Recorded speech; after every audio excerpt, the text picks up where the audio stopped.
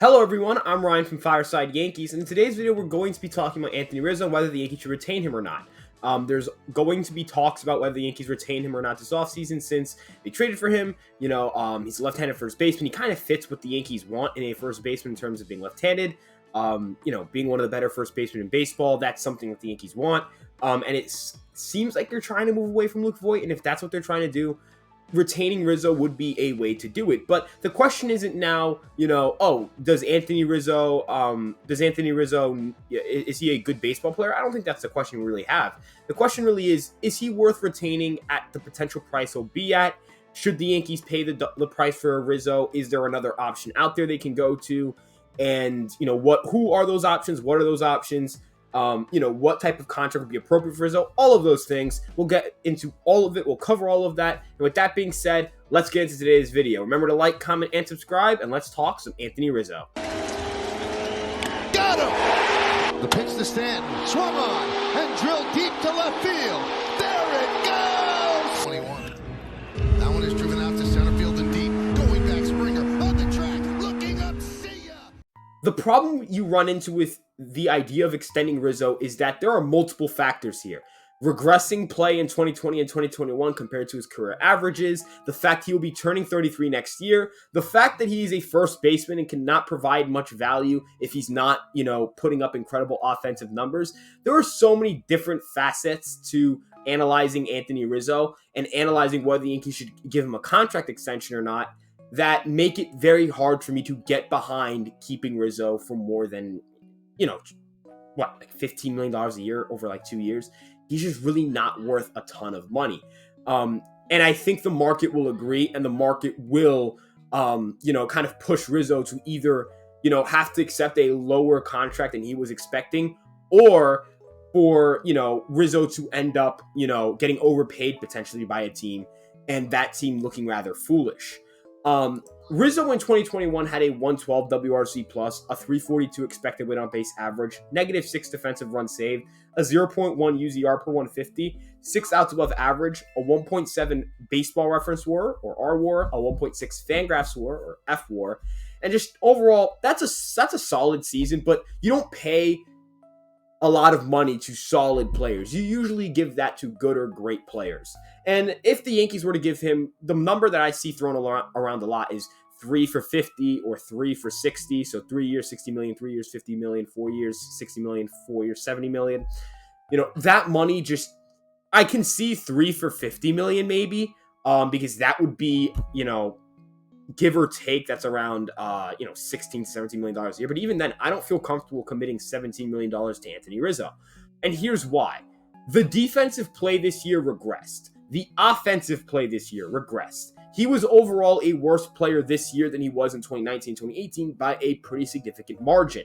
In 2020, we saw this trend as well, though I initially wrote it off as just a fluke. 2020 was a weird year for everyone, and that was just that. But he continued the trend of performing worse than his career averages in 2021, not to the extent of 2020 where he was only a 103 WRC plus hitter, but to the point in which he is not a great hitter. He's a solid hitter. He's not even a very good hitter. He's just solid, and just solid out of the first base position is not good enough to warrant a big-time deal. There are other players who you can kind of stack up to Rizzo in 2021 that you can say you are going to be getting similar production, if not better. And these are players that should be available, whether they're in free agency or potentially available at the trade market. If I were to name a few guys, the obvious one is Matt Olson.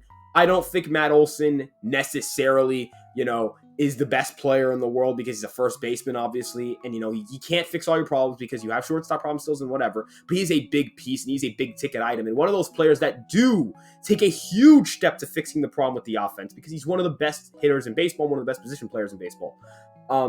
As for, shortstop, if you're, obviously that's a big concern. There's a lot of things that go on there, but the big ticket item is obviously Matt Olson. But what if you can't get Matt Olson? What if the A's just go, no, we're not trading you Matt Olson? There are options in free agency. Brandon Belt is out there. Brandon Belt is probably going to command a similar contract. They are only 1 year apart in age, and Brandon Belt has been pretty darn good as a Giant in the last year and a half. He's put it together. He's lifting the ball a lot. He pulls the ball a ton. He plays good defense. He should definitely fit right in with the Yankees. How about if you're looking at a trade market, a guy who had a better defensive run saved and a better WRC plus and a better expected weight on base average and a better R-WAR than Anthony Rizzo? That would be Josh Bell. Josh Bell, 1 year left on his contract. Plays for the Nationals, so the Nationals are looking to move on from him because the Nationals are just kind of selling right now. And Bell could get the Yankees some value, put up a 118 WRC plus. He had since April, he had a 130. The reason I say that is because in April he had COVID and he struggled immediately after coming back from the COVID IL. So the Yankees can go so many different directions. That's 3 different first basemen in 3 different kind of categories. One, a big trade target, another one, a smaller trade target, another one, a free agent option. All of them either left-handed or switch hitter in Josh Bell's case, and all of them have been better than Anthony Rizzo in the year 2021 and project to be continuing that trend. Now, Rizzo's projections are actually pretty good. A 125 WRC plus is good, but I don't know how, reliable you can use a projection system for a guy who's rapidly aging the way that Rizzo is and whose future is as unpredictable as Rizzo's. That's not to say I don't think Rizzo can put up a 125 WRC plus. I think that's in the realm of possibility, and I think that's a very likely outcome. But at the same time, because of the fact that the outcome range is very wild. He could be a 110 WRC plus hitter, or he could be a 125 WRC plus hitter. When you commit a lot of money to that, when you're going to be committing money to Judge, when you're going to be committing money to a shortstop, when you're trying to get another big piece in there, when you're potentially trying to add a starter, potentially trying to add a center fielder, there are so many holes on the roster, and you just cannot be affording to pay a guy like Rizzo the money that he might get paid.